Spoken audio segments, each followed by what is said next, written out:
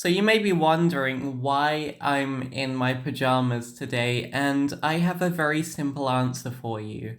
This is my Deadpool dressing gown, and that is my way of showing off that I am a massive Deadpool fan within the Marvel multiverse. I absolutely love Deadpool, and I am trying my absolute best not to swear in this first minute because otherwise YouTube will end me. And yesterday I came out of the cinema having watched Deadpool and Wolverine, and I enjoyed it kind of. It was a very messy film, but the jokes were absolutely hilarious. Like, I'm not joking you, they were absolutely side-splitting. Especially all of the jokes within the first act. Basically, all of those landed. But as we got more and more towards the end, the film just kind of became a big jumble of plot mechanics to just try and push the script for another 30 more pages. Like, the main villain makes some choices that are just bizarre and kind of out of character with what we've seen already. And you can tell that the writers were kind of in a bind. They were like, how do we stretch this story for a little bit longer? All in all, the film was alright. Definitely the weakest out of the three Deadpool films. But not a complete travesty either. I think the amount of jokes and the proportion of the jokes that landed definitely saved this film from being bad. But it didn't exactly end up making it good either. It's just kind of in between. It's like a 6 out of 10, 3 out of 5, just kind of mid. But as of right now, I'm not here to talk about what I did and didn't like about Deadpool and Wolverine specifically, because that's not necessarily the specific topic of the video. The specific topic of the video is to do with queer representation within superhero cinema, and more specifically, queer representation within the Deadpool franchise. And I find Deadpool quite an interesting case because Deadpool is very openly pansexual as a character, and you do see him within Deadpool and Wolverine making pegging jokes or talking about being a bottom. You see the posters where it's joking about some kind of bromance between Deadpool and Wolverine, and when you actually watch the film, this subtext is even stronger because there is an entire scene in which Deadpool and Wolverine fight in a car and absolutely ravish it. And it has the cinematic language of a sex scene, and it is absolutely hilarious. What I find fascinating about the Deadpool franchise is that it's very queer, but at the same time very not queer. You see the writers stop just short of like actual 100% queerness in favor of humor that kind of alludes to gayness, or establishing a bromance between Deadpool and a very obviously heterosexual character. This isn't even just a thing unique to the Deadpool franchise. We've seen it a handful of times within the comic book movie genre, namely the Bucky-Sam rivalry that turns into a very close friendship within the Falcon and the Winter Soldier. And you also have that whole thing with Eddie Brock and Venom, and I shit you not, Venom says, "I am coming out of the Eddie closet" in the second one. Hey! Who, me? Hello, gorgeous. Sorry, no, not my type. I am out of the Eddie closet! In The Falcon and the Winter Soldier, you have a scene where Sam and Bucky tumble through a field as if they're like kind of love interests, but then they shove each other away immediately.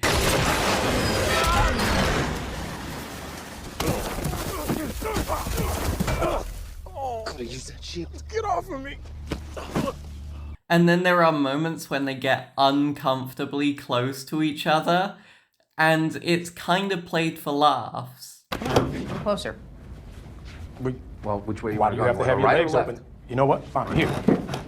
You happy now? All right. Right. Yeah. Good. We're locked That's in fine. now. It's a little close. It's very close. That's what you wanted, right? Guys, And I'm not here to shit on this kind of almost representation because me personally, I really enjoy these types of dynamics. Although I do appreciate that many people might not be a fan of this kind of dynamic. They might call it queerbaiting or Something along those lines. But let's not get too sidetracked because the topic of this video is Deadpool and Wolverine. In the Deadpool and Wolverine franchise, Deadpool does have a love interest, Vanessa, and Wade's relationship to Vanessa is treated with genuine compassion and earnesty. And this contrasts quite starkly with the queer side of Deadpool, which is treated kind of as humorous.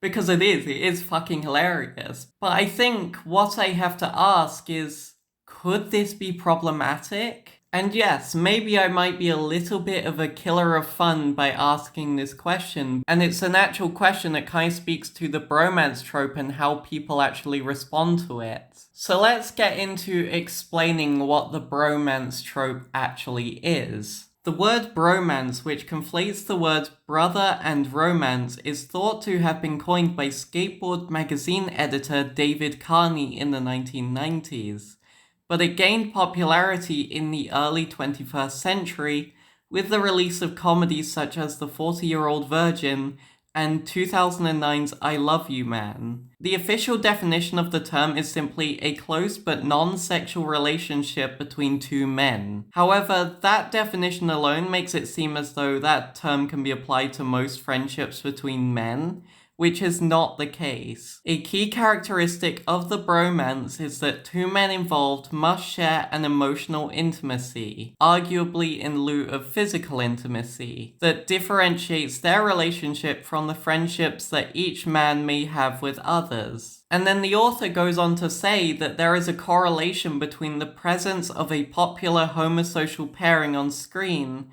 and the absence of actual queer representation. But maybe the real question is, does correlation equal causation? Or is this bromance trope simply a product of a Hollywood that is hesitant to move forward? I mean, when you look at how different studios have tried to integrate queer representation within their tentpole blockbusters, they've introduced it in the background for kind of like 2 or 3 seconds, such as in The Rise of Skywalker where those two women kiss, or a character that offhandedly mentions that she has a wife. I think the one that's memed on the most is Gay Joe Russo in Avengers Endgame though, which funnily enough, Marvel MCU, similar franchise to Deadpool, who offhandedly mentioned that he had a date with a man.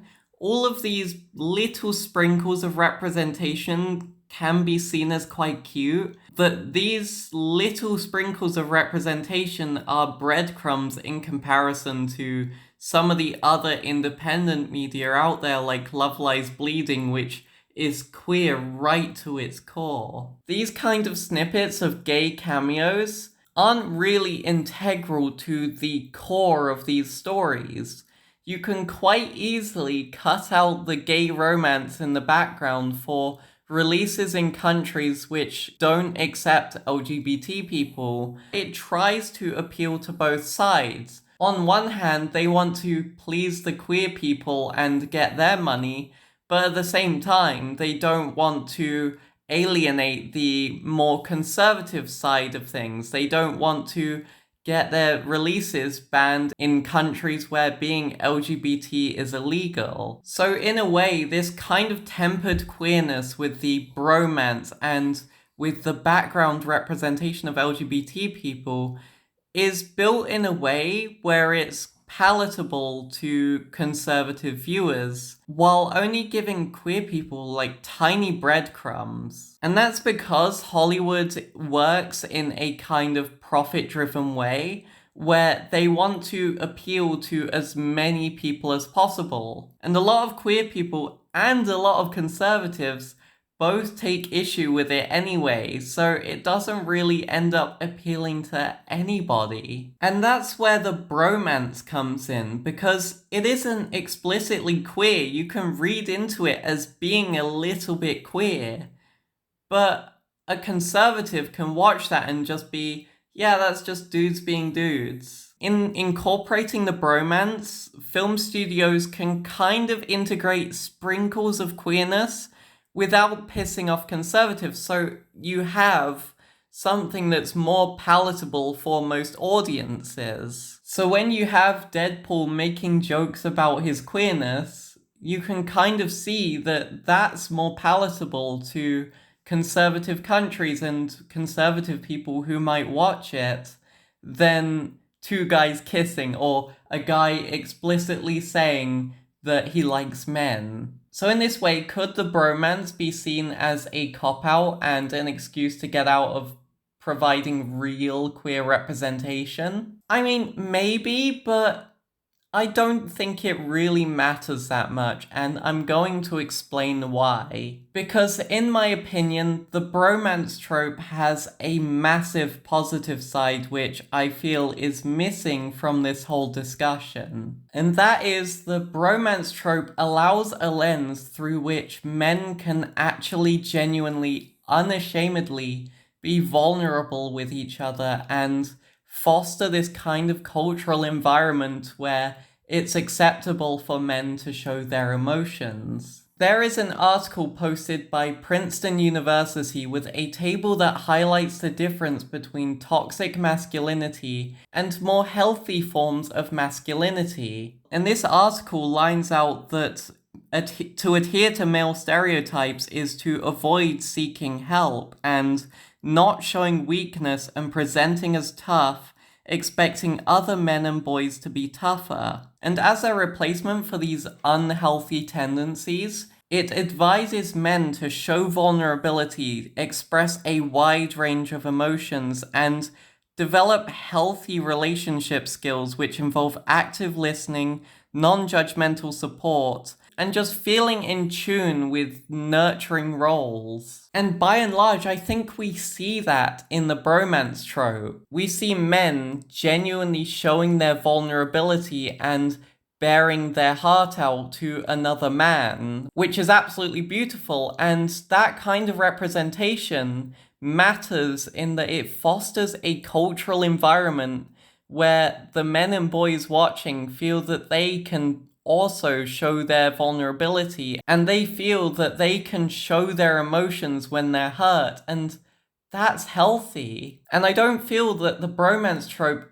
gets enough credit for showing that healthy side of masculinity. I mean, for example, in Deadpool and Wolverine, Wolverine's arc is to actually learn to open up to his friends, to open up to Deadpool, because he is a recluse that feels the weight of the world on his shoulders, and he learns to open up to the people around him, and he uses his weakness to his advantage. He uses his trauma, his vulnerability, as an advantage to trap Cassandra Nova momentarily so that Deadpool can get the upper hand. So while queerness within Hollywood is a whole other issue entirely, I think we need to be encouraging more of the bromance trope because it fosters a culture of opening up and genuine connection between men that's healthy and not repressive. And that's how we foster an environment where men learn to not be a threat towards women, to not be a threat to other men, and not even be a threat to themselves, because I know a lot of men's rights activists complain about the male suicide rate being so high, but there is a genuine reason for that, and that's because men are taught to suppress their emotions. And you have toxic men on the internet like Andrew Tate encouraging these toxic tendencies. And I feel like mainstream media creating the bromance trope has created a little bit of a counteragent to this. It's not a particularly strong one, admittedly, and it's more of a subconscious one, but it is one that might matter one day. And I feel like this healthy connection between men far outweighs any tiny little detriments to queer representation that the bromance trope may have.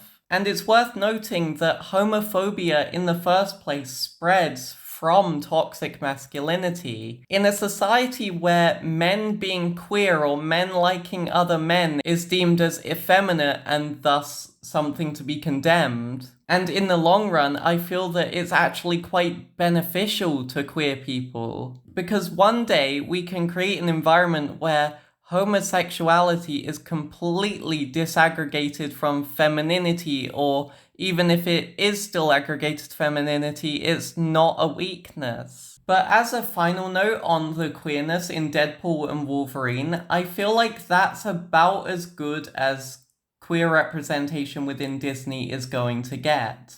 For now, at least. And I found the gay jokes fucking hilarious, but I know a lot of people didn't like them or found them to be semi-homophobic. I understand that. I understand not being heard by big corporations and you wanting genuine queer representation. And I used to be this way as well. I used to be so desperate for Disney to actually come forth with some genuine queer representation, but then after a while I just kind of accepted that Disney is only ever going to pursue profits. And if you set your sights outside of Disney for your queer representation, I promise you're gonna find a lot more stuff, and the quality of the representation is so much richer. And I know that there is a perception that queer indie films are just kind of boring and pretentious, like when you look at Portrait of a Lady on Fire,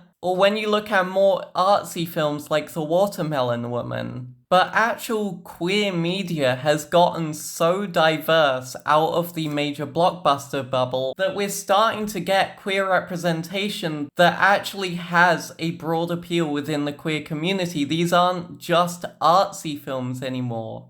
You've got films like Bottoms, you've got bloody blockbusters like Love Lies Bleeding, and you've got the more light-hearted type with a hint of trauma like But I'm a Cheerleader.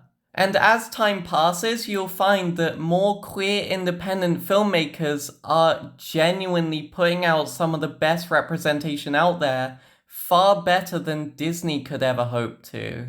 And this isn't to say that big studios shouldn't be doing better, because honestly they should. But in this political climate, if you're turning to big blockbusters to get your fix of queer representation, you're hurting yourself.